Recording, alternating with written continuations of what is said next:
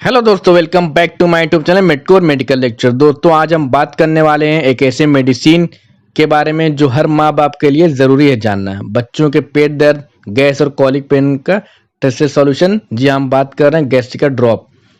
अगर आपका baby feeding के बाद रो रहा है, पेट टाइट लग रहा है उसका, या बार बार गैस की प्रॉब्लम हो रही है, तो ये वीडियो आपके लिए बहुत ही जानकारी और बहुत ही महत्वपूर्ण हो सकती है। और हम इस वीडियो में बात करेंगे इस ड्रॉप के यूजेस के बारे में, इसके डोज के बारे में, और इस ड्रॉप को लेने के बाद क्या क्या साइड इफेक्ट दे सकते हैं, और इसके सच क्या और इसके मिथ के पीछे क्या क्या छुपा हुआ है, इनके बारे में डिटेल में डिस्कस करेंगे। तो वीडियो को एंड तक देखें दोस्तों, और वीडियो अच्छा लगे तो चैनल को सब्सक्राइब कर लें। सब्सक्राइब करने के बाद बेल आइकन को प्रेस करके नोटिफिकेशन को ऑन कर लें। वीडियो को लाइक करें, शेयर करें और कमेंट करें।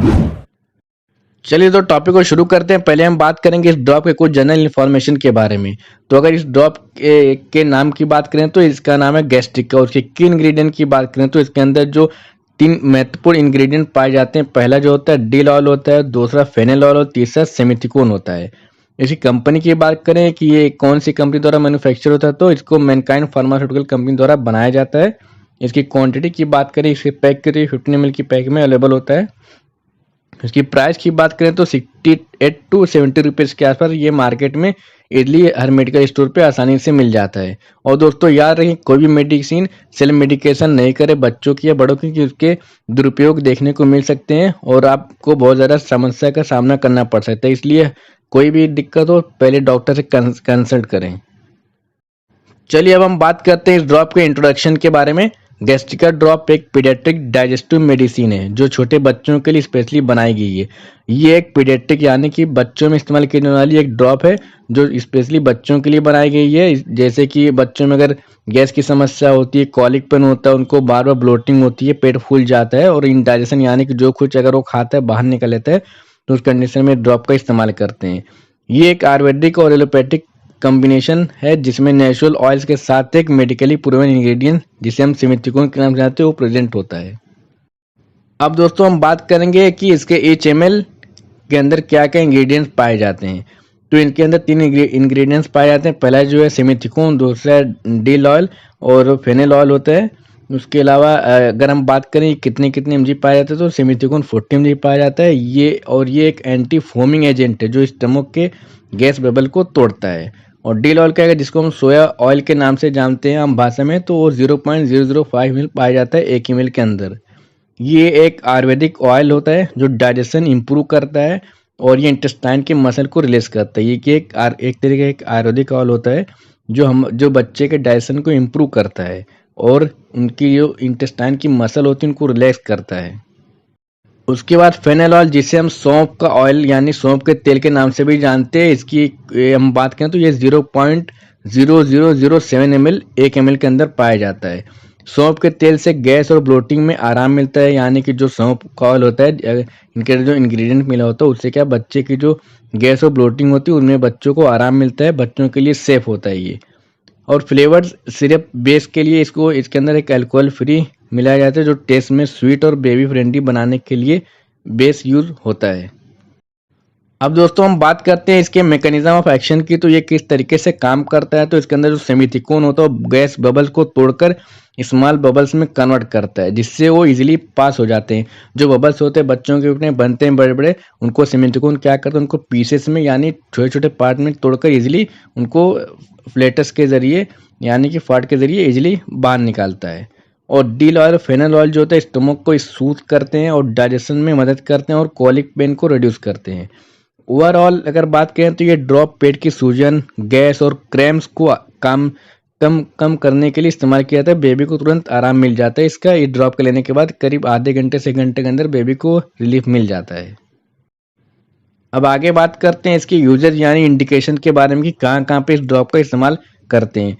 तो इन्फेंटाइल कॉलिक यानी कि जो बच्चों में कॉलिक पेन होता है उसमें इस ड्रॉप का इस्तेमाल करते हैं। फ्लेचुलेंस यानी गैस अगर नहीं पास होती, बहुत ज़्यादा गैस बनती है, उस कंडीशन में इस ड्रॉप का इस्तेमाल करते हैं। ब्लोटिंग यानी पेट बहुत ज़्यादा अगर बच्चों का फूला फूला सा रहता है क्योंकि उनके डाइजेस्टिव सिस्टम जो होते हैं स्लो काम करते हैं और ओवर फीडिंग की वजह से अगर उसको बहुत ज़्यादा ब्लोटिंग होती, गैस बनती, तो इस ड्रॉप का इस्तेमाल करते हैं।